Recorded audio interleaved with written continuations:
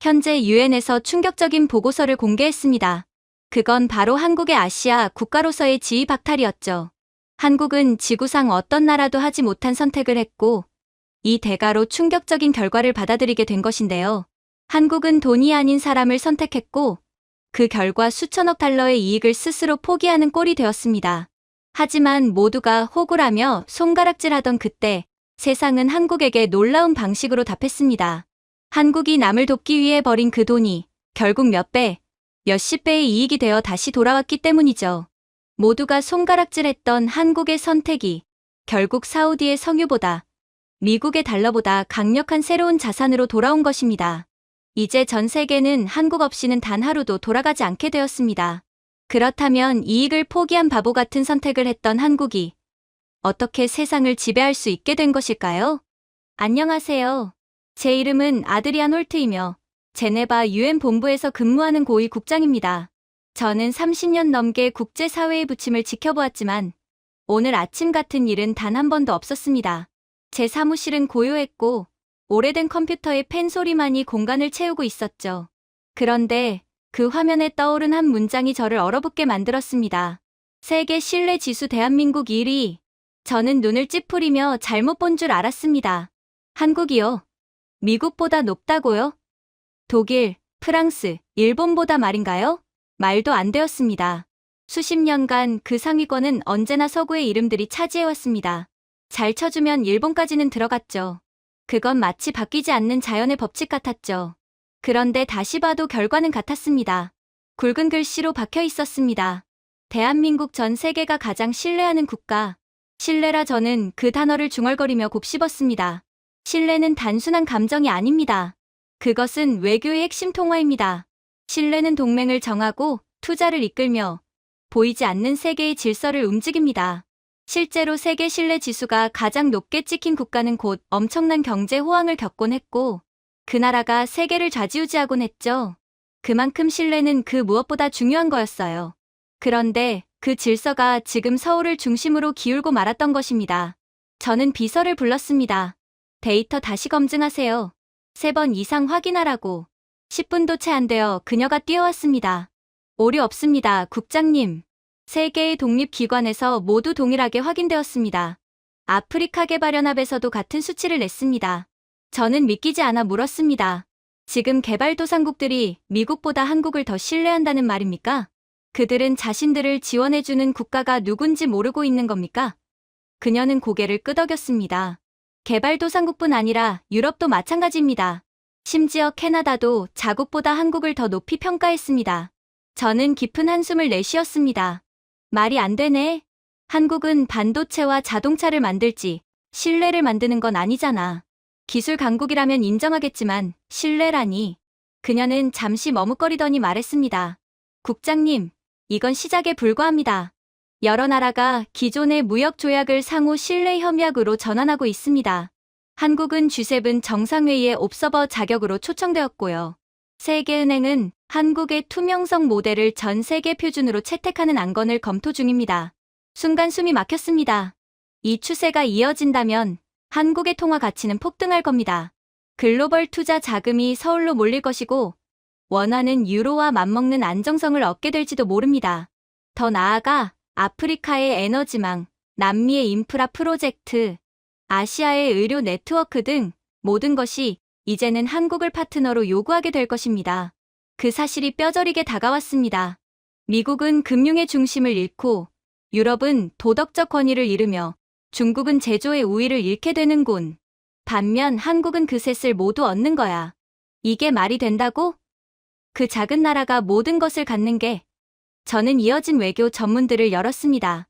가나, 인도네시아, 페루, 우크라이나 등 전 세계 각국의 이름이 이어졌습니다.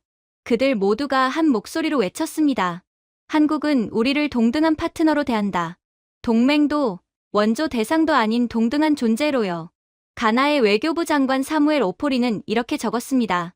다른 나라들은 이자를 계산하지만 한국은 목적을 계산합니다. 페루의 한 주지사는 말했습니다. 많은 국가는 원조로 벽을 세웠지만 한국은 존중으로 다리를 놓았습니다. 저는 페이지를 넘길수록 믿기지 않았습니다. 단 한 줄의 수치보다 이 문장들이 세상을 바꾸고 있었습니다. 만약 이 보고서가 사실이라면 한국은 지금 도덕적 신용을 손에 넣은 셈입니다. 돈보다 강력한 힘, 바로 신뢰의 자본입니다. 이 자본은 무역 노선을 바꾸고 외교의 축을 재편하며 심지어 유엔의 표결 방향까지 바꿀 수 있죠. 저는 낮게 중얼거렸습니다. 어떻게 가능했지? 불과 몇십 년 전 원조를 받던 나라가 이제는 인류의 도덕축이 되다니.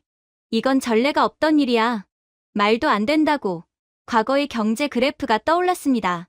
그때 한국은 유럽의 작은 국가보다도 GDP가 낮았죠. 그러나 이제는 전 세계가 본받아야 할 국가라 부르고 있었습니다. 그 여파는 실로 구체적이었습니다. 미국 기업들이 한국의 기술 특허를 사기 위해 줄을 설 것이고, 유럽의 개발은행들은 왜 우리는 한국처럼 투명하지 못한가라는 질문을 받게 될 것입니다. 심지어 군수 계약마저도 달라질 겁니다. 세상이 가장 신뢰하는 나라가 만든 무기, 그걸 누가 거절할 수 있겠습니까? 솔직히 우리 모두는 알고 있습니다. 한국의 방산 수출은 매해 역대 최고를 기록하고 있지만 여전히 한국의 방산 기술력은 과소평가를 받고 있다는 것을 말이죠. 유럽 및 서방 국가들에 비해 과소평가받고 있는 아시아 지역에 위치해 있고 핵 무기가 없다는 이유로 말입니다. 그러나 이젠 한국은 자신의 능력에 걸맞은 평가를 받게 될 것이고 이는 판도 자체가 바뀌는 것을 뜻하게 되겠죠. 저는 씁쓸하게 웃었습니다. 가당치 않군. 인구 5천만의 나라가 이제 지구의 도덕을 주도한다니. 하지만 그 웃음 뒤에는 묘한 불안감이 깔려 있었습니다. 저는 서구의 질서가 절대적이라 믿어왔습니다. 우리가 세운 규칙이 세상을 움직인다고 확신했죠. 그러나 그 확신이 지금 하나씩 무너지고 있었습니다. 그리고 곧바로 클레어는 제가 아침 커피를 마시기도 전에 다시금 문을 박차고 들어왔죠. 얼굴은 달아올랐고 눈빛에는 확신이 불타고 있었습니다. 국장님, 그녀가 외쳤습니다. 요청하신 부분에 따라 저는 한국에 대해 더욱 조사해봤어요. 그런데 이건 단순한 통계적 현상이 아니라는 것을 알았습니다. 세상의 가치가 바뀌고 있는 거죠. 저는 한숨을 쉬며 대답했습니다. 클레어, 나는 수많은 가치의 변화를 봐왔네. 하지만 결국 세상을 움직이는 건 언제나 힘이지. 그녀는 한 발 다가서며 말했습니다. 그렇다면 한국을 설명해보세요. 스위스와 세네갈이 동시에 같은 나라를 가장 존경받는 파트너로 꼽은 적이 역사상 있었습니까? 저는 손을 내저었습니다. 존경이 밥 먹여주진 않네. 감정으로 제국은 세워지지 않아. 하지만 신뢰는 세상을 움직입니다. 그녀가 조용히 대답했습니다. 그리고 지금 부국이든 빈국이든 모두 한국을 신뢰하고 있습니다. 이 부분을 과소평가하시면 안 됩니다. 그녀가 떠난 뒤에도 그 말이 머릿속을 맴돌았습니다. 책상 위에 쌓인 보고서들을 펼쳐보았습니다. 경제 분석, 무역 지수, 외교 평가, 모두 같은 결론이었습니다. 한국은 단순히 좋은 나라가 아니라 전 세계가 동시에 존경하는 유일한 나라였습니다. 나이로비의 빈민가에서도 추리히의 이사회에서도 똑같은 표현이 쓰이고 있었습니다. 한국은 약속을 지킨다. 저는 혼잣말처럼 중얼거렸습니다. 전 세계적으로 그런 나라는 없었는데 한 나라가 좋아하면 어떤 나라는 싫어하기 마련이야. 어떻게 모든 국가가 공통으로 좋아하고 존경하는 국가가 있을까? 혹시 한국은 전 세계에 로비를 하며 돈이라도 찔러준 것일까? 제 말에는 틀린 것 하나 없었어요. 한때 미국은 두려움의 대상이었고 독일은 질투의 대상이었으며 중국은 계산의 대상이었습니다. 그러나 한국은 그 누구도 두려워하지 않으면서 그 누구도 적으로 만들지 않은 채 신뢰받는 나라가 되어 있었습니다. 그날 밤 저는 긴급 분석 회의를 열었습니다. 뭔가 숨은 요인이 있을 거야. 저는 단호히 말했습니다. 홍보 전략이든 디지털 여론 조작이든 뭔가 있겠지. 폴란드 출신 엔지니어 에탄이 노트북에서 고개를 들었습니다. 없습니다, 국장님. 미디어 조작, 로비, 그 어떤 인위적인 흔적도 없습니다. 한국의 평판은 만들어진 게 아니라 얻은 것입니다. 얻었다고? 제가 물었습니다. 그는 화면을 돌려보였습니다. IMF, 아프리카연합, 스칸디나비아 정책위원회의 평가가 나열되어 있었습니다. 한국은 개발도상국과 선진국 모두에게 동시에 신뢰받는 유일한 국가. 유일한? 제가 되물었습니다. 스위스나 캐나다도 아니고? 에타는 미소를 지었습니다. 스위스는 중립적이지만 은행 때문에 불신을 받습니다. 캐나다는 사랑받지만 영향력이 약하죠. 그런데 한국은 강하면서도 따뜻합니다. 그 조합은 세계 어디에도 없습니다. 저는 대답하지 못했습니다. 그때 칠레 출신 경제학자 토마스가 말을 이었습니다. 생각해 보십시오, 국장님. 미국이 행동하면 사람들은 의도를 의심하고 중국이 돕겠다고 하면 빚을 걱정합니다. 하지만 한국이 병원을 세우거나 데이터 센터를 짓는다면 누구도 의심하지 않습니다. 그걸 진정성 지수라고 부릅니다. 진정성 지수라니 동화 같은 소리군. 제가 비웃었습니다. 덴마크의 사회학자 노아가 웃으며 말했습니다. 그런데 동화는 진실일 때 오래갑니다. 한국의 이미지는 자선이 아니라 일관성 위에 세워졌습니다. 남을 밟지 않고도 성장했고 소리치지 않고도 이겼죠. 저는 믿을 수 없다는 듯 물었습니다. 그래서 지금 이 작은 반도 국가가 모든 제국이 실패했던 일을 해냈단 말인가? 전 세계의 칭송을. 그때 클레어가 다시 들어왔습니다. 두꺼운 서류철을 들고 있었죠. 아니요, 국장님. 칭송이 아니라 존경입니다. 유럽 상공회의소 보고서를 보세요. 프랑스는 한국의 타협 없는 투명성을, 영국은 교육제도를 평등의 황금, 기준이라 부릅니다. 심지어 일본 언론조차 한국은 우리가 잃어버린 거울이라고 표현했습니다. 그녀는 서류를 제 책상 위에 내려놓고 팔짱을 꼈습니다. 국장님, 부정하셔도 좋습니다. 하지만 이건 일시적인 흐름이 아닙니다. 세상의 구조가 바뀌고 있습니다. 서류를 넘길수록 현실감이 사라졌습니다. 한국은 존중받는 나라가 아니라 모방당하는 나라가 되어 있었습니다. UAE는 한국의 전자행정 시스템을 도입했고, 스웨덴은 한국의 복지 모델을 의회에서 토론했으며, 브라질은 한국의 재난대응 체계를 가장 인간적인 대안이라 불렀습니다. 이건 광기군. 제가 중얼거렸습니다. 사회주의 복지국과 자본주의 국가가 같은 나라를 본받는다니. 이건 이념의 혼란이야. 무슨 거대한 음모론이나 조작이 있을 것이 분명해. 한국은 사이버 보안 강국이잖아. 어쩌면 그들은 해킹으로 이 거짓 상황을 만든 것일지도 몰라. 클레어는 미소 지었습니다. 아니요, 진화입니다. 저는 창밖을 바라보았습니다. 제네바의 차가운 하늘이 붉게 물들어가고 있었습니다. 역사상 모든 제국은 지배로 세워졌지. 그런데 한국은 존중으로 세운단 말인가? 그녀는 조용히 대답했습니다. 맞아요. 한국은 도덕을 시스템으로 바꾼 나라입니다. 그 말이 제 가슴을 깊이 파고들었습니다. 도덕을 시스템으로 바꾸다. 말도 안 되는 문장 같았지만 어쩐지 모든 것을 설명해주는 말이었습니다. 한국은 강요가 아닌 자발적 동경으로 세상을 이끌고 있었습니다. 그래도 제가 마지막으로 버텼습니다. 세계의 존경이란 건 영원하지 않네. 유행처럼 사라질 수도 있지. 분명 몇 개월 후에는 다른 평가가 나올 게 분명해. 클레어는 고개를 저었습니다. 유행은 사람을 갈라놓지만 존경은 사람을 하나로 만듭니다. 그게 차이예요. 그녀가 떠난 뒤 저는 석양빛이 번지는 사무실에서 한참 동안 움직이지 못했죠. 제가 정말 급변하는 세계 정세 속에서 뒤처진 것만 같았거든요. 그리고 다음 날 극비 서류, 붉은 봉인이 찍힌 외교 문서 봉투가 제 책상 위에 놓여 있었습니다. 천천히 봉인을 뜯어보니 제 숨이 멎었습니다. 그 안에는 70개국이 넘는 나라의 공식 성명서가 들어 있었습니다. 가나, 우간다, 베트남, 볼리비아, 페루, 인도네시아 모두 각자의 언어로 같은 말을 적고 있었습니다. 우리는 한국을 신뢰한다. 잠시 후 제 보좌관인 클레어가 인쇄된 보고서를 들고 들어왔습니다. 국장님, 전 세계로 빠르게 확산되고 있습니다. 단순한 제스처가 아닙니다. 공식적인 지지 선언입니다. 제가 눈썹을 찌푸렸습니다. 지지라니 한국을 향해서? 그것도 공식으로? 그들은 미국과 중국의 지원이 끊기는 것에 대한 두려움보다 한국을 공식적으로 지지하는 게 더욱 이익이라고 판단했단 말이야? 네, 그녀가 단호히 말했습니다. 이건 단순한 외교가 아니라 협력 동맹 선언에 가깝습니다. 저는 의자에 몸을 기댔습니다. 동맹이라 그건 정치에서 쓰지 않는 단어야. 국제 정치는 기본적으로 자국이 우선이거든. 이기적이지. 국가는 누군가에게 속하지 않아. 속하는 게 아닙니다, 국장님. 그녀는 고개를 저었습니다. 믿는 겁니다. 그 말이 공기 속에 오래 남았습니다. 문서를 다시 펼쳤습니다. 각국이 제각기 이유를 적고 있었습니다. 가나의 농업장관 사무엘 오포리는 이렇게 썼습니다.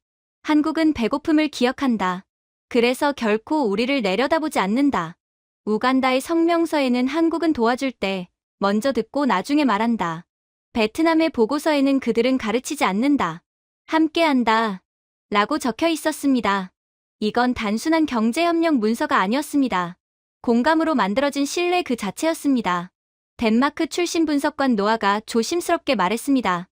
국장님, 이게 경제적으로 어떤 의미인지 아십니까? 이 70개국이 전 세계 원자재의 약 40%를 보유하고 있습니다. 그들이 이제 미국과 중국 대신 한국과 손을 잡고 있습니다. 즉, 한국이 막대한 이익을 통해 부자가 될수록 미국과 중국은 가난해지는 형국이라는 말입니다. 제가 몸을 돌려 물었습니다. 두 초강대국을 버리고 한국을 택한다고? 그가 고개를 끄덕였습니다.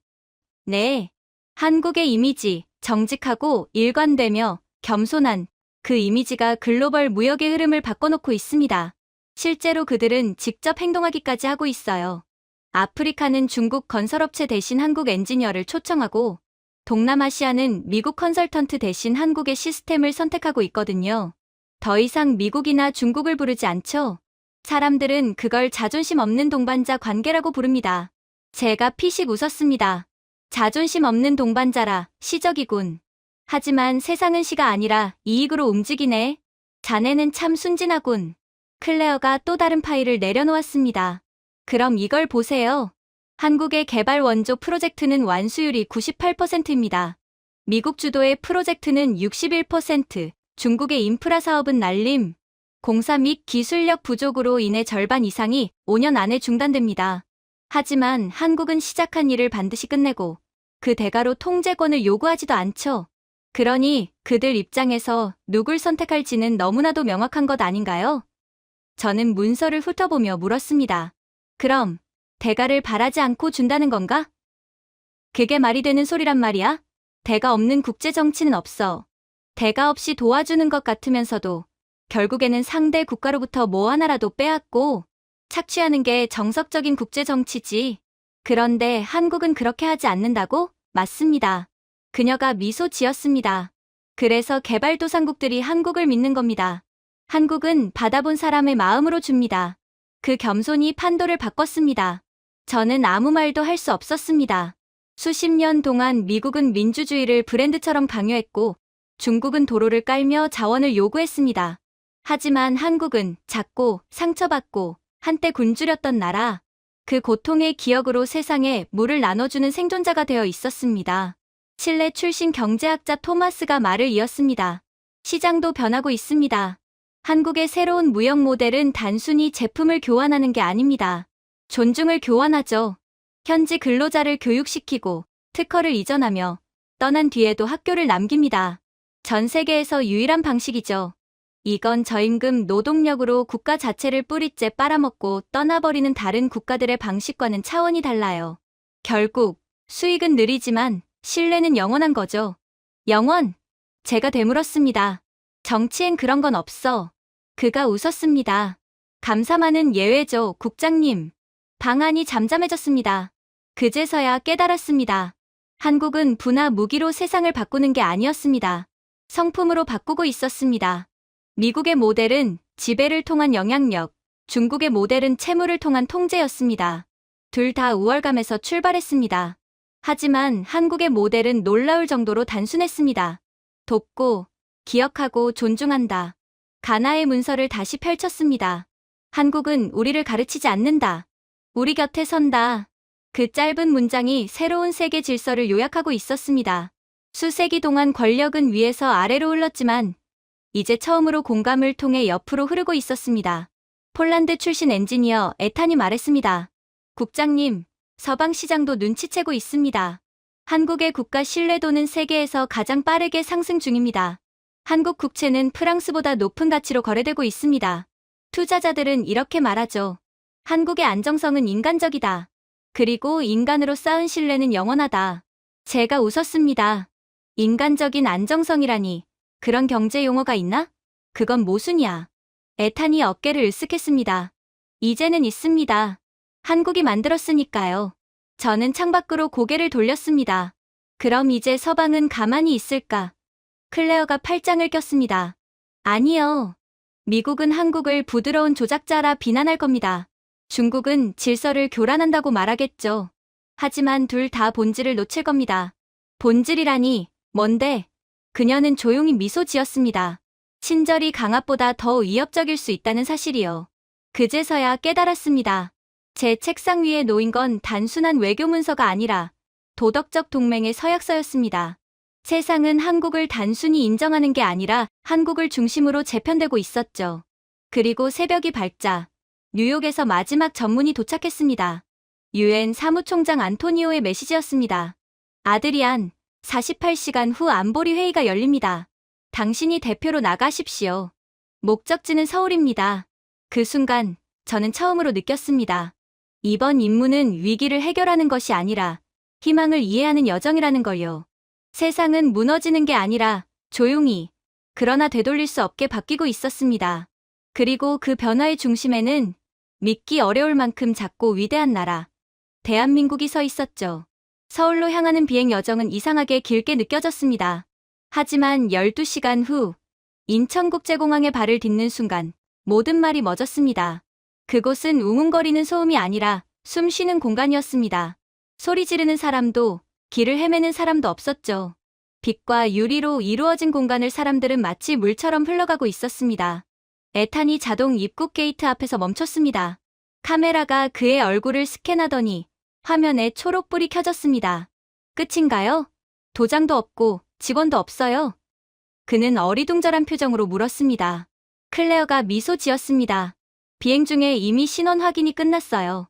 입국 시스템이 실시간으로 연결돼 있죠. 에탄이 눈을 크게 떴습니다.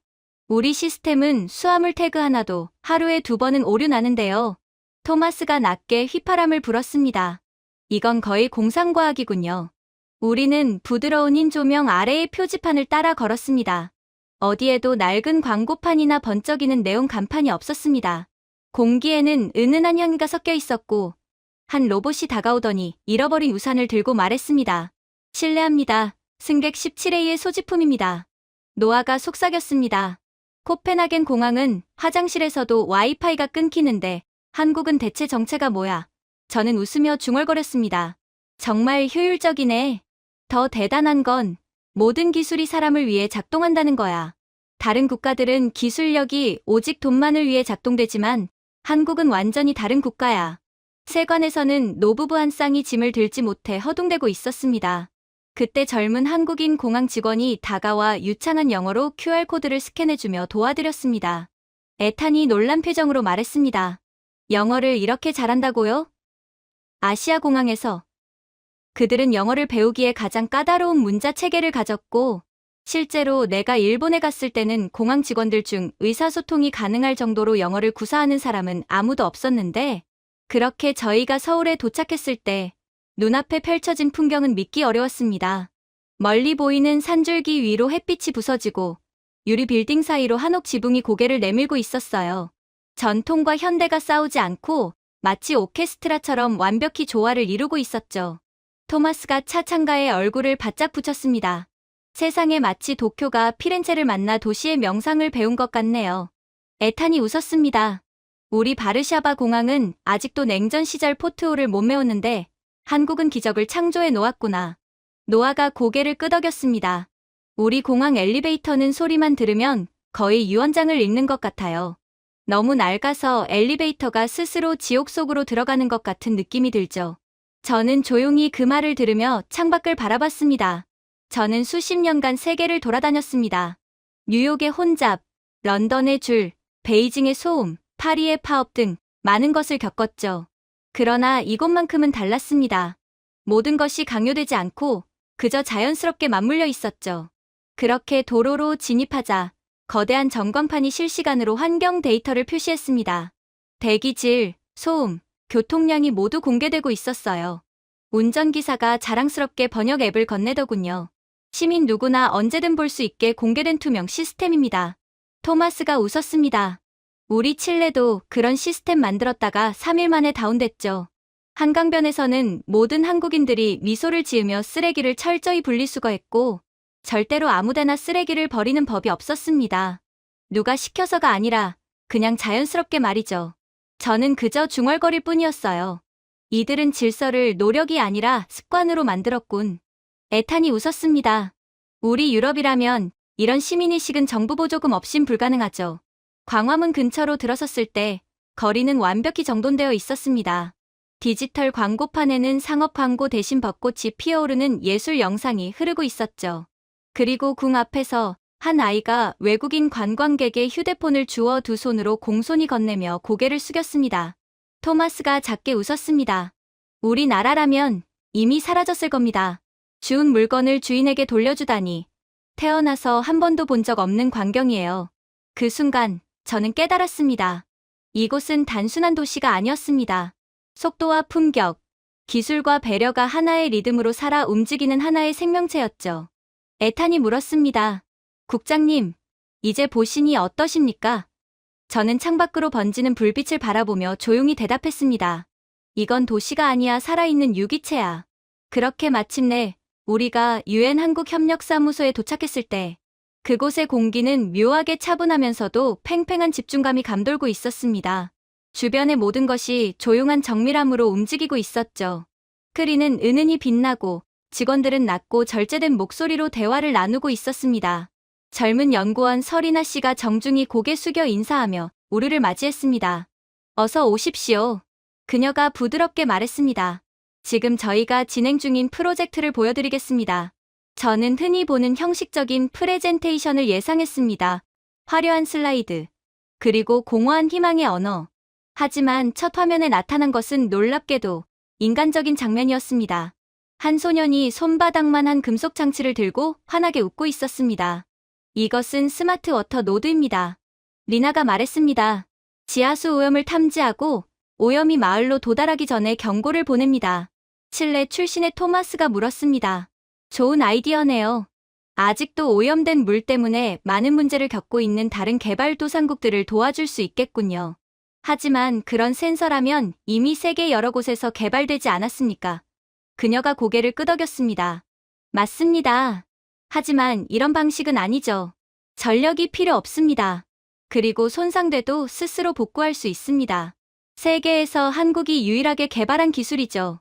놀랍게도 사용된 재료는 한국 학생들이 기증한 폐 마이크로칩을 재활용한 것입니다. 폴란드의 엔지니어 에탄이 놀라며 물었습니다. 학생들이요? 아이들이 직접 이런 걸 만들었다고요? 리나는 미소 지었습니다. 네. 가장 어린 학생은 고등학생이었습니다. 한국에서는 다른 사람을 돕지 않으면 기술은 완성된 것이 아니다라고 가르칩니다. 돈을 위한 기술이 아니라 사람을 위한 기술을 개발하는 거죠. 그래서 한국의 기술이 빠르게 발전한 거죠. 리나는 버튼을 눌러 다음 화면을 띄웠습니다. 나미비아의 사막이 보였습니다. 작년 저희 AI 기반 관계망이 염수 침투를 감지했습니다.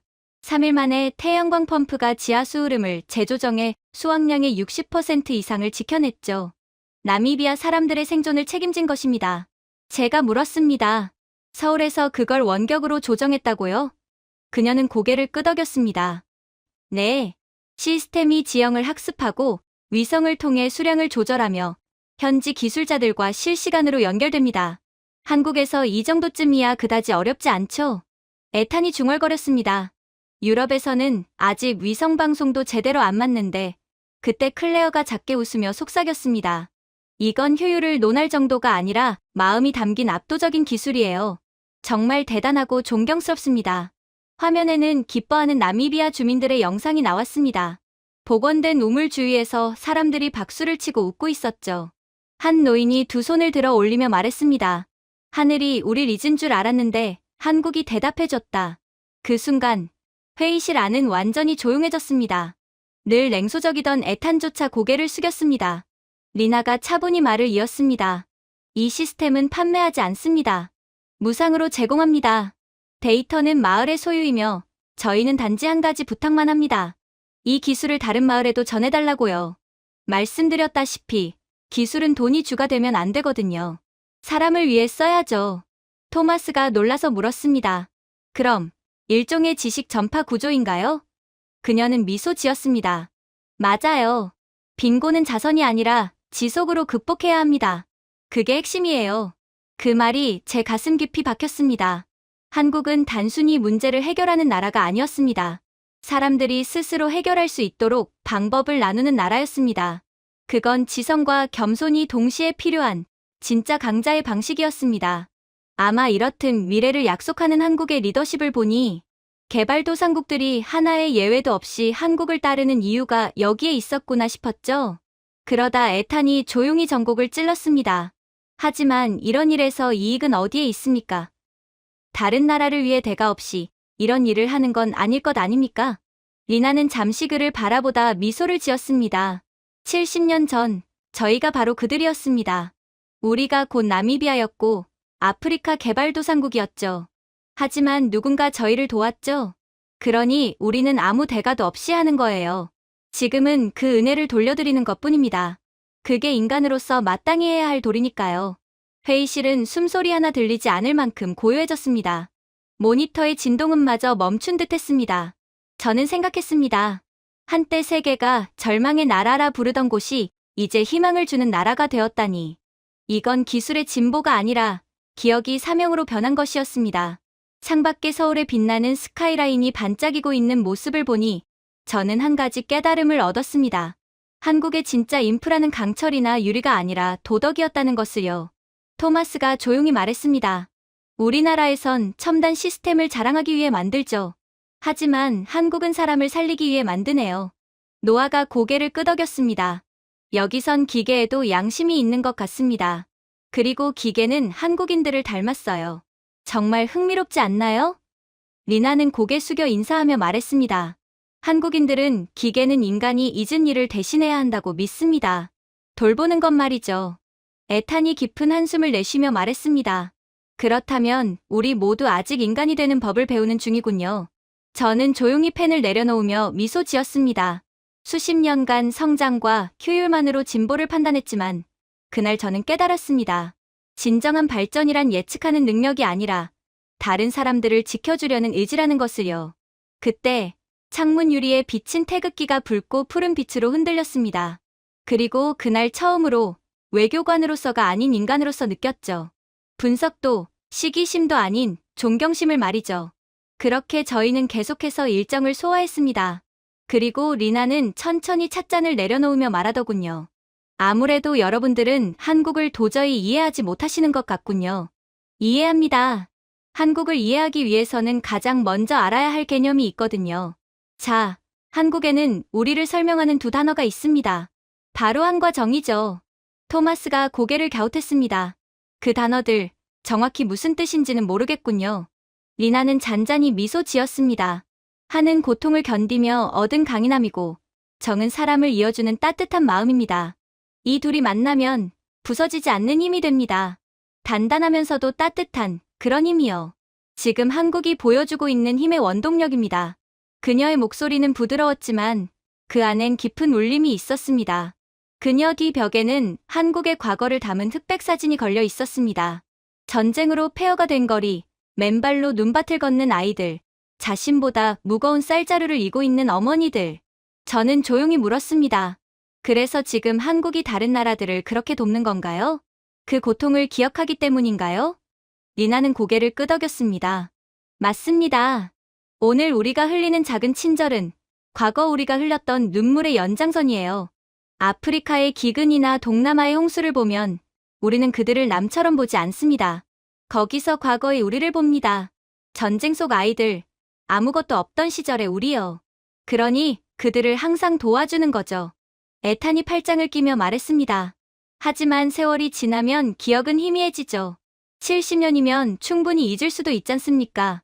우리나라에선 하루가 지난 친절도 잊어버려요. 나 자신만을 위하는 이기적인 마음으로 살곤 하죠. 그리고 그걸 개인주의 문화라고 억지로 포장합니다. 리나는 조용히 그를 바라봤습니다. 한국에선 그렇지 않습니다. 제 할머니는 전쟁과였습니다. 동생들을 먹이기 위해 풀을 끓여 국을 만들었다고 하셨죠. 그 이야기는 역사책이 아니라 우리 세대의 유산입니다. 그러니 어떻게 우리가 개인주의나 이기적인 마음으로 살겠어요? 만약 그랬다면 한국인들은 진작에 멸종했습니다. 서로를 도우면서 살지 않았다면 애초에 살아남을 수 없는 환경이었어요. 우리 주변에 어떤 국가들이 있는지 좀 보세요. 노아가 낮은 목소리로 물었습니다. 그런 절망 속에서 어떻게 이 나라를 이렇게 만든 거죠? 이 빛나는 도시를? 리나는 창밖의 서울 불빛을 바라보았습니다. 마치 별들이 도시 위로 흩뿌려진 듯했습니다. 우린 선택의 여지가 없었어요. 일본 식민지 시절 모든 것을 빼앗겼죠. 언어도, 이름도, 존엄도요.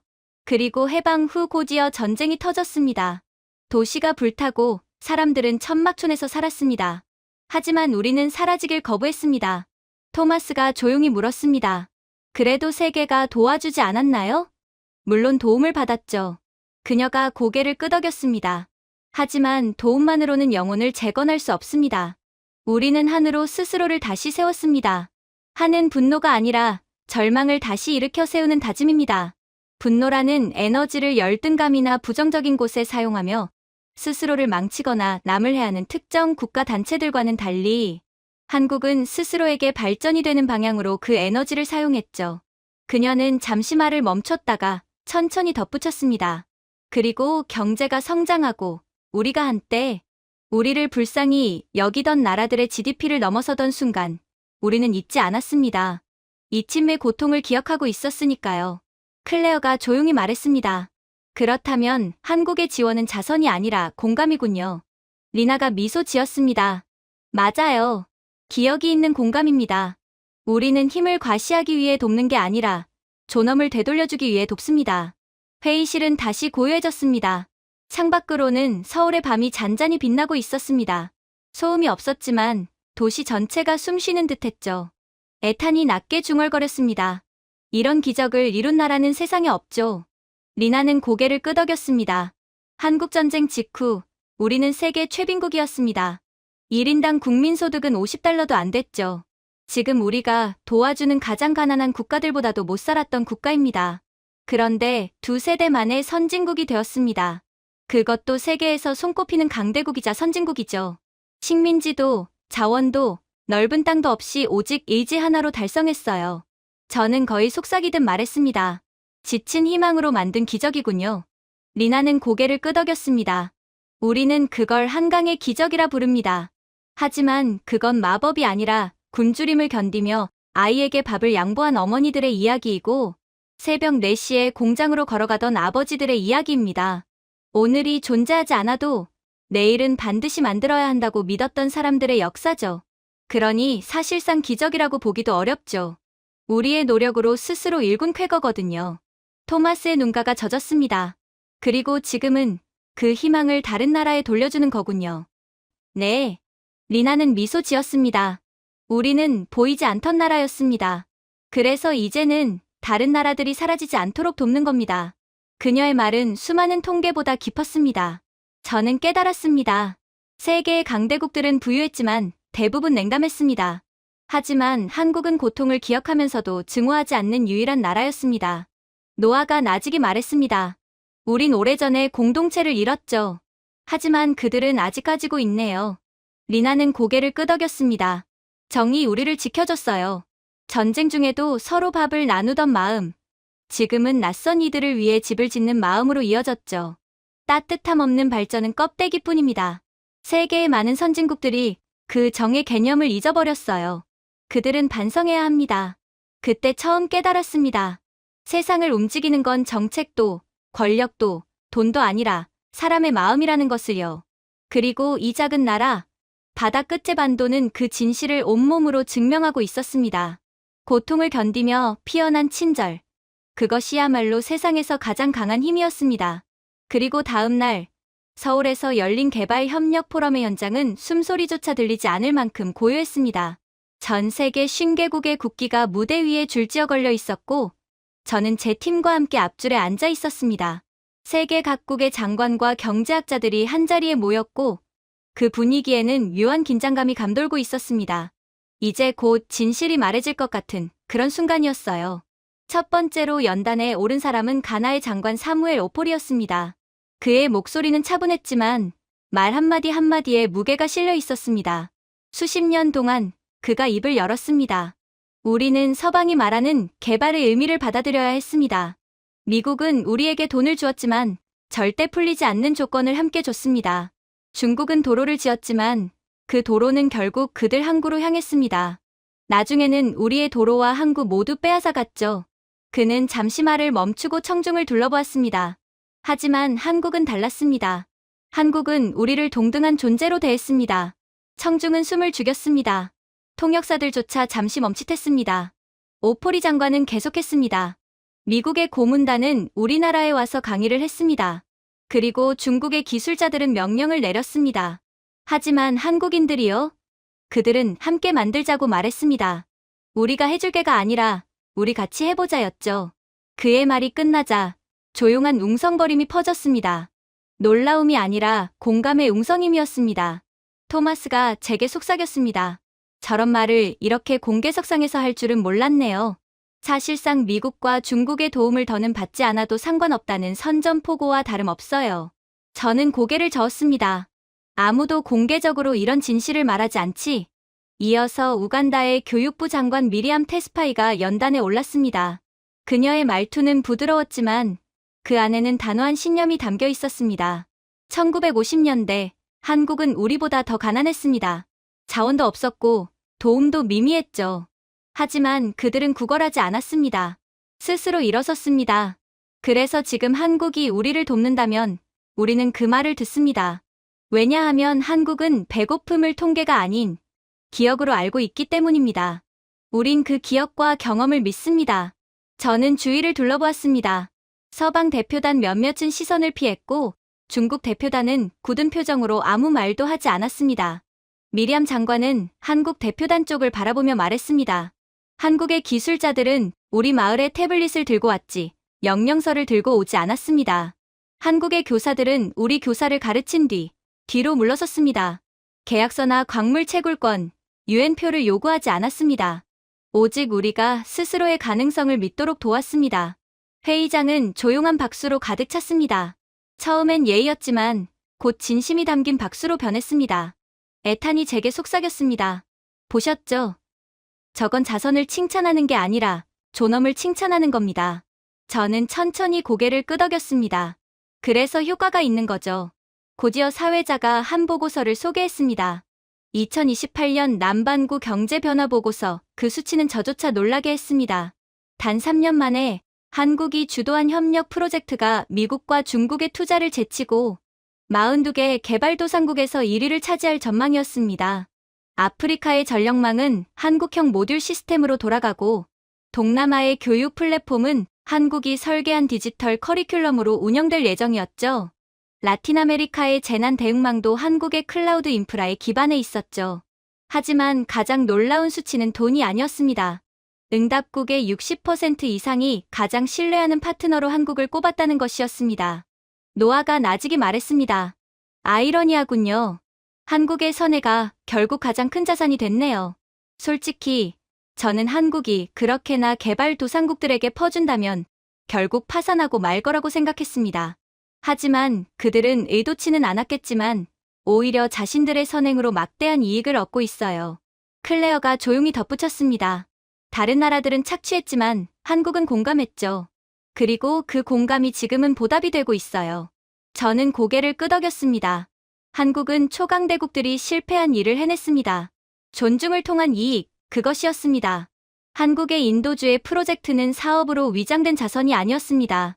하지만 너무나 잘 작동했기에 세계는 이제 스스로 한국을 선택하게 되었죠. 오포리 장관이 다시 연단에 섰습니다. 우리는 배웠습니다. 진짜 파트너십이란 누가 돈을 내느냐가 아니라 누가 끝까지 남느냐에 달려있다는 걸요. 미국이 떠나면 우리는 자립심이 완전히 사라집니다. 미국에 평생 의존할 수밖에 없죠. 중국이요?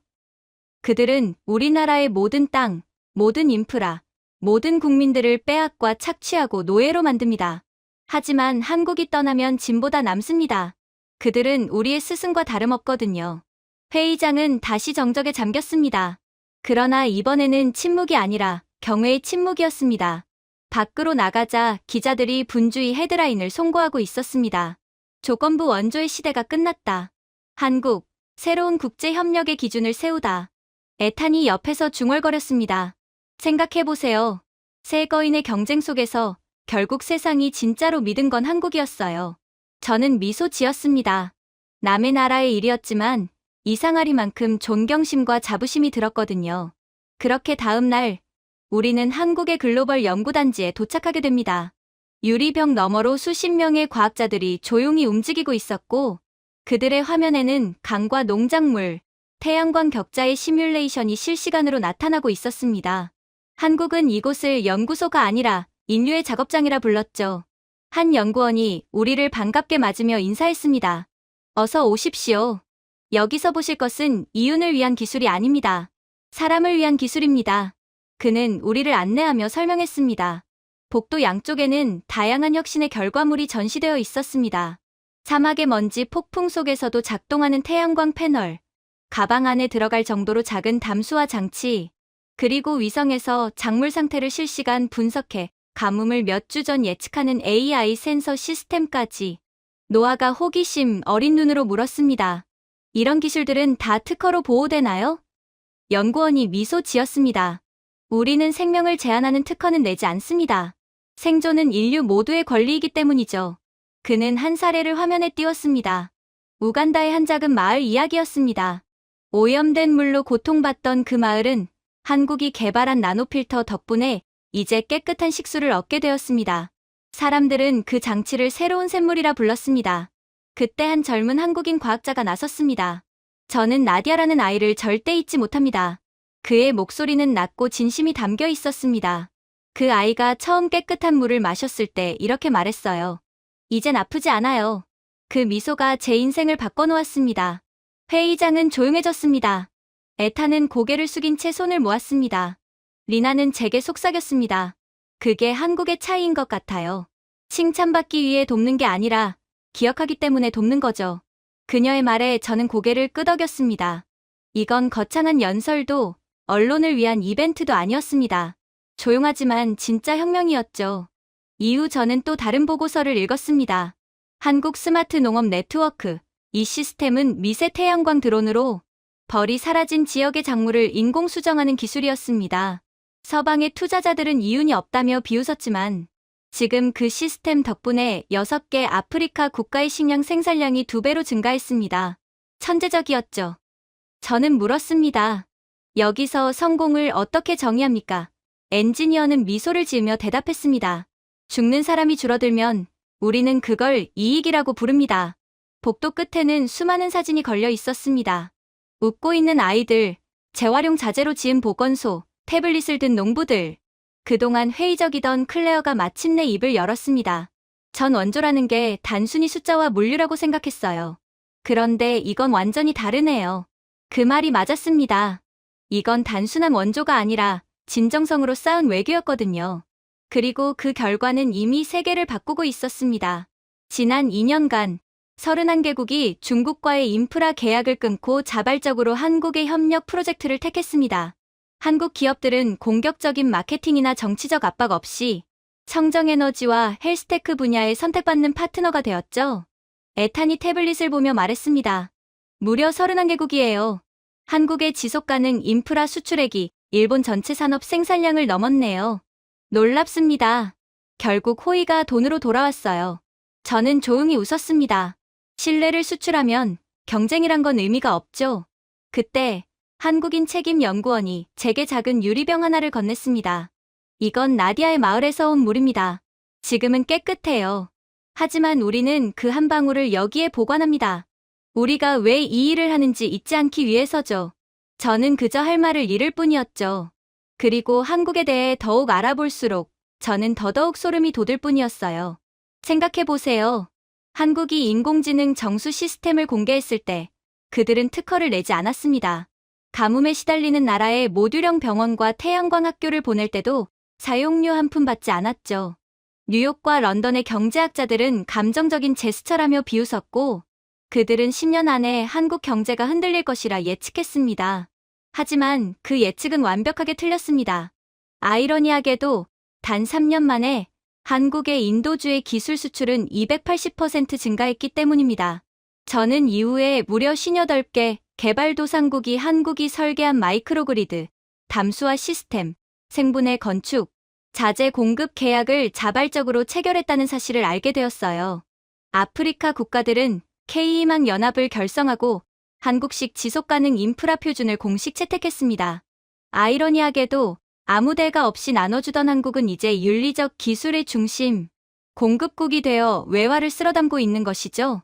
그 시장 규모는 연간 1조 3천억 달러 이상으로 평가되었습니다. 회의 도중 에탄이 제게 속삭였습니다. 그들은 설계도를 무료로 풀었는데 전 세계가 돈을 내고 쓰고 있네요. 저는 미소 지으며 대답했습니다. 이제는 제품이 중요한 게 아니야. 그 제품에 담긴 신뢰가 중요하지. 케냐 정부는 부패 손실을 42%나 줄이는 한국의 스마트 물류 시스템을 도입하며 중국 기업 대신 한국 업체와 계약했습니다. 볼리비아에서는 한국 위성망 덕분에 농민들의 작황이 3배로 늘었습니다. 인도네시아에서는 한국의 위성 플랫폼이 도입된 뒤 모성 사망률이 2년 만에 절반으로 줄었습니다. 결국 한때 한국의 퍼주기 정책에 회의적이던 IMF는 새로운 보고서를 발표했죠. 제목은 서울 패러다임. 그 보고서에는 이렇게 적혀 있었습니다. 한국은 착취가 아닌 공감 기반 무역으로 OECD 국가 중 최고인 6.4%의 경제 성장률을 달성할 예정이다. 인사동의 작은 카페에서 토마스가 제게 태블릿을 보여주며 말했습니다. 보세요. 한국의 인도주의 기술 수출이 이제 전 세계 공공조달 시장의 14%를 차지합니다. 유럽연합 전체보다 많아요. 그들은 돈을 쓸어 담고 있다고요.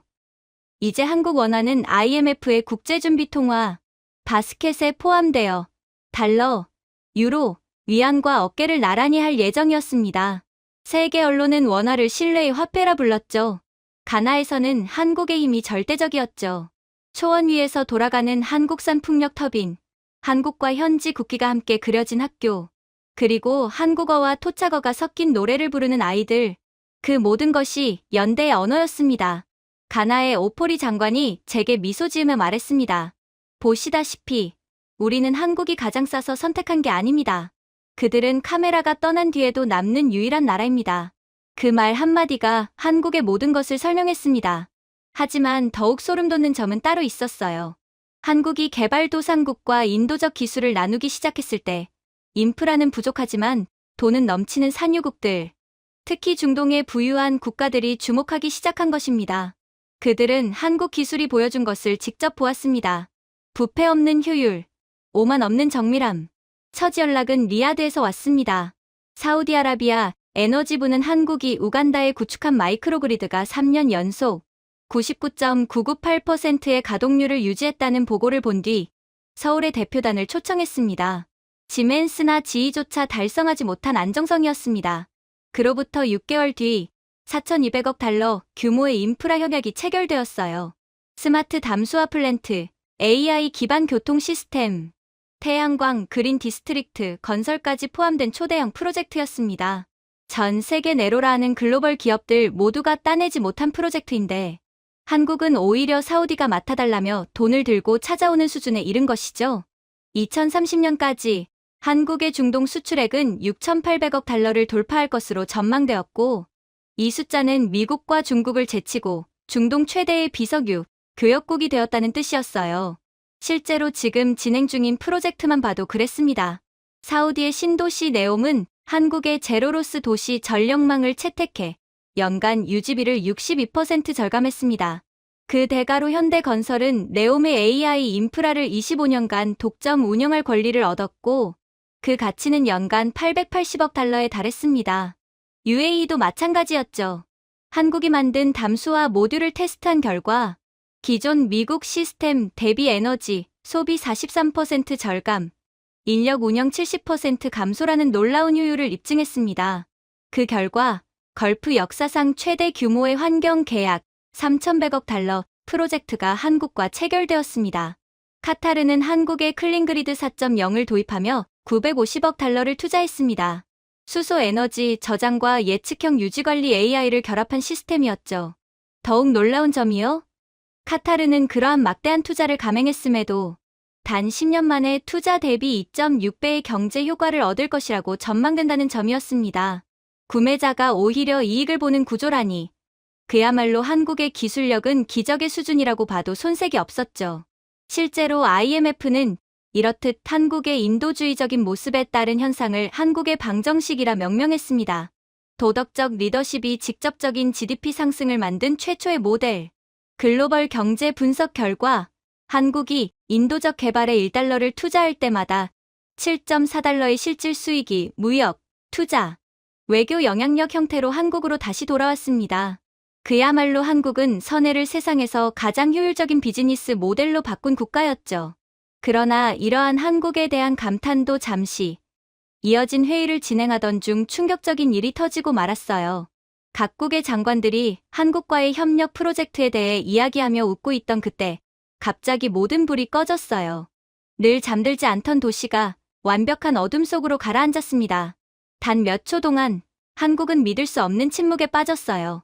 기술의 상징이라 불리던 서울이 완전히 멈춘 듯했습니다. 말도 안 돼. 한국 전력망이 멈춘다고? 애탄이 놀라서 중얼거렸습니다. 리나는 태블릿 화면을 바라보며 고개를 저었어요. 단순한 장애가 아닙니다. 사이버 공격이에요. 국가 전체 통제 시스템이 공격받고 있습니다. 아마도 중국이겠죠. 그들은 자신들이 주도하는 개발도상국에 대한 지배를 유지하기 위해 이번 한국이 주도하는 국제회의가 실패로 끝나길 바라고 있거든요. 통제센터의 모니터들이 일제히 붉게 변했습니다. 중국으로부터의 침입 함지, 이 문구가 수십 개의 스크린 위에서 번쩍였습니다. 아이러니했습니다. 세계를 신뢰로 연결한 나라가 이제는 그 신뢰의 네트워크를 통해 공격받고 있었던 것입니다. 잠시 후 정부 관계자들이 긴급 대책실로 몰려들었습니다. 수분 만에 확인된 사실은 충격적이었습니다. 공격은 여러 나라에서 동시에 이루어지고 있었던 것입니다. 중국은 IP를 분산화해서 한국으로 하여금 방어하기가 까다롭도록 하고 있었어요. 결국 이대로라면 도시 교통이 마비되고 병원 네트워크가 위험에 처할 상황이었어요. 처음으로 한국 기술자들의 눈에 두려움이 스쳤습니다. 그 두려움은 자신들을 향한 것이 아니라 한국이 도와온 사람들을 향한 것이었어요. 만약 인도적 AI 시스템이 멈추면 리나가 말했습니다. 개발도상국 수백만 명이 깨끗한 물과 원격의료 접근을 잃게 됩니다. 그들은 한국의 시스템에 의존하고 있거든요. 애탄이 물었습니다. 그럼 해결책은요? 리나는 망설이며 답했습니다. 글로벌 네트워크를 잠시 차단해야 해요. 하지만 그렇게 하면 그 나라들이 6시간 동안 단절됩니다. 저는 놀라서 물었습니다. 즉, 그들의 생명선을 끊는다는 뜻인가요? 리나는 고개를 끄덕였습니다. 그렇습니다. 하지만 차단하지 않으면 바이러스가 전 세계로 확산됩니다. 이건 기술이 아니라 도덕의 문제입니다. 방안은 깊은 침묵에 잠겼습니다. 그때 한 젊은 엔지니어가 손을 들었습니다. 대학생 인턴, 이름은 철민이었습니다. 잠시만요. 꼭 차단해야 할까요? 모두가 그를 바라봤습니다. 우리가 그동안 개발도상국과 공유해온 AI 시스템은 서로 데이터를 학습하면서 성장했잖아요. 그 원리를 이용해서 그들이 우리를 도와줄 수도 있지 않을까요? 리나가 놀라서 물었습니다. 내 말은 전 세계의 시스템을 연결해서 역공을 하자는 거야? 철민은 작게 고개를 끄덕였습니다. 네, 그들이 우리를 믿었듯 이제 우리가 그들을 믿어야 해요. 잠시 정적이 흐른 뒤 한국기술총괄이 결단을 내렸습니다. 좋아요. 시작합시다. 단 5분 만에 72개 협력국으로 암호화된 긴급 요청이 발송되었습니다. 가장 먼저 응답한 것은 케냐, 베트남, 볼리비아였습니다. 그들은 자발적으로 한국의 네트워크에 접속하여 자국 서버의 연산력을 한국으로 전송하기 시작했습니다. 모니터 속 세계 지도 위로 파란 선들이 하나둘씩 빛나며 연결되었습니다. 그것은 마치 전 세계가 하나의 심장으로 뛰는 듯한 모습이었습니다. 처리율 120%, 180%, 250%, 리나가 외쳤습니다. 바이러스 차단 완료. 시스템 안정화 중. 그 순간 서울의 불빛이 한번 깜빡이더니 다시 환하게 켜졌습니다. 정전은 끝났습니다. 하지만 제가 느낀 감동은 단순한 복구의 순간이 아니었습니다. 그 누구도 자기 나라만을 위해 행동하지 않았다는 사실. 그것이 진짜 기적이었습니다. 케냐의 기술자들은 자기 전력망이 과부하될 위험을 감수하며 협력했고, 우즈베키스탄의 학생들은 밤새 데이터를 수동으로 재전송했습니다. 그리고 한국은 고립이 아닌 신뢰를 택했죠. 덕분에 중국의 공격을 완전히 막아낼 수 있었습니다. 애탄이 제 옆으로 다가와 말했습니다. 이게 뭔지 아세요? 어느 나라 정부도 이렇게 빠르게 움직이지 못했을 겁니다. 그들이 한국을 돕고 싶어서 스스로 나선 거예요. 그야말로 전 세계가 진심으로 한국을 존경하고 있는 거예요. 도대체 한국은 뭐 하는 국가일까요? 이 작은 나라가 어떻게 전 세계의 존경을 얻고 있는 거죠? 저는 고개를 끄덕이며 조용히 답했습니다. 아마 공감으로 이끈 나라는 명령이 아니라 마음으로 움직이기 때문에 그럴 거야. 그렇게 저는 제 인생에서 가장 인상 깊었던 서울에서의 기억을 마무리하고 다시금 제네바로 돌아왔습니다. 도착해서도 여전히 한국에서 보고 느낀 것들이 머릿속을 떠나지 않았죠. 저는 인간애가 시스템으로 구현된 나라, 공감이 국가의 정책으로 작동하는 나라, 그리고 남을 지배하지 않고 오직 스스로를 극복함으로써 일어선 유일한 나라를 보았습니다. 이제 저는 그 모든 것을 단 15분 안에 유엔 총회 연단에서 요약해야 했습니다. 연단 위로 올라서자 거대한 회의장은 특유의 긴장감으로 가득했습니다. 각국의 국기가 나란히 걸려 있었고 그 아래에는 과거의 제국들이 자리를 잡고 있었습니다. 그들은 여전히 자부심으로 앉아 있었지만 그들의 역사 뒤에는 식민지, 전쟁, 약탈이라는 어두운 그림자가 어른거리고 있었죠. 그러나 그 중심에는 단 한 번도 남의 땅 위에 깃발을 꽂은 적 없는 나라, 대한민국의 태극기가 걸려 있었습니다. 저는 입을 열었습니다. 존경하는 각국 대표 여러분, 저는 지금 막 리더십의 의미를 새로 정의한 나라에서 돌아왔습니다. 한때 식민지였고 굶주렸으며 분단된 나라. 그러나 이제는 정복자가 아닌 치유자로 서 있는 나라입니다. 회의장은 조용해졌습니다. 통역사들조차 잠시 멈춰 있었습니다. 20세기 초 한국은 모든 것을 잃었습니다. 언어도, 문화도, 주권도 제국의 손에 의해 철저히 짓밟렸습니다. 그러나 그 절망 속에서 한국은 깨달았습니다. 고통은 저주가 아니라 배움의 선물이라는 것을. 뒤에 대형 화면에 영상이 재생되었습니다. 전쟁으로 폐허가 된 서울, 물통을 들고 잿더미를 걷는 아이들, 군인들에게 밥을 지어주는 어머니들의 손, 그리고 화면은 천천히 전환되었습니다. 현대의 서울 깨끗하고 빛나고 살아있는 도시. 한국은 다른 나라를 침략하지 않았습니다. 누구의 자원을 빼앗지 않았습니다. 오직 자신들의 땀과 의지로 여기까지 왔습니다. 그때 한 유럽 대표가 중얼거렸습니다. 그게 어떻게 외부 도움 없이 가능했지? 저는 그를 바라보며 대답했습니다. 도움이 있었죠. 하지만 기적은 원조로 만들어지는 게 아닙니다. 기적은 견딤으로 만들어집니다. 한국은 상처를 설계도로 바꿨습니다. 그들의 흉터가 바로 그들의 청사진이었습니다. 저는 이어서 한국전쟁의 이야기를 꺼냈습니다. 가족이 철조망으로 갈라지고 도시가 불타고 모든 것이 무너졌던 시절. 그들은 피해자가 되길 거부했습니다. 의심받으면서도 일했고 지붕이 없어도 학교를 세웠으며 마지막 한 숟가락의 밥을 아이들에게 내주며 그것을 아침 식사라 불렀습니다. 회의장은 숨소리조차 들리지 않았습니다. 과거의 열강들은 다른 나라의 피로 역사를 썼습니다. 그러나 한국은 자신의 눈물로 역사를 썼습니다. 그래서 지금 그들은 힘이 아니라 마음으로 세상을 이끌고 있습니다. 다음 화면에는 데이터가 나타났습니다. 87개국에서 진행 중인 한국의 인도적 프로젝트, 영건의 식민지 역사, 영건의 착취 기록. 이건 자선이 아닙니다. 제가 말했습니다. 이건 인류의 진화입니다. 그리고 저는 아프리카의 한 마을 이야기를 들려주었습니다. 그들은 새로 지은 공동체 회관에 이렇게 이름을 붙였습니다. 한국 희망월 돈을 받았기 때문이 아니라 존엄을 되찾았기 때문입니다. 덕분에 이들은 진심으로 한국을 존경하고 있는 거였죠. 미국이 천문학적인 돈을 쏟아부어도 얻을 수 없었던 진심 어린 존경을 한국은 너무나도 쉽게 얻어낸 것입니다. 이것이 바로 한국의 유산입니다. 한때 무력했던 기억을 이제는 다른 일을 일으키는 힘으로 바꾼 나라. 마지막 문장은 자연스럽게 제 입에서 흘러나왔습니다. 진정한 리더십이란 얼마나 많은 이들이 당신 앞에 무릎 꿇었는지가 아니라 당신 덕분에 얼마나 많은 이들이 일어섰는가로 측정됩니다. 한국은 명령하지 않습니다. 한국은 이해합니다. 그러니까 진정한 리더죠. 가장 사랑을 받는 국가기도 하고요. 잠시 침묵이 흘렀습니다. 그리고 이내 마치 하나의 심장처럼 울려 퍼지는 박수가 터졌습니다. 작게 시작된 박수는 점점 거세져 결국 모든 대표들이 자리에서 일어나 환호했습니다. 안토니우 구테우스 유엔 사무총장이 마이크를 잡았습니다. 세계는 수세기 동안 제국을 따라왔습니다. 하지만 이제는 본보기를 따라야 할 때입니다. 대한민국은 양심을 가진 힘이 무엇인지를 보여주었습니다. 몇 분 후 투표가 진행되었습니다. 결과는 압도적이었습니다. 한국은 UN 역사상 최초로 전략적 글로벌 파트너국으로 공식 지정되었습니다. 부와 무력으로가 아니라 지혜와 인간애로 얻은 자리였습니다. 회의장은 다시 한번 뜨거운 박수로 가득 찼습니다. 그리고 이내 한국이 주도하는 충격적인 나비 효과가 시작되었죠. 모든 것은 한 줄의 헤드라인에서 시작되었습니다.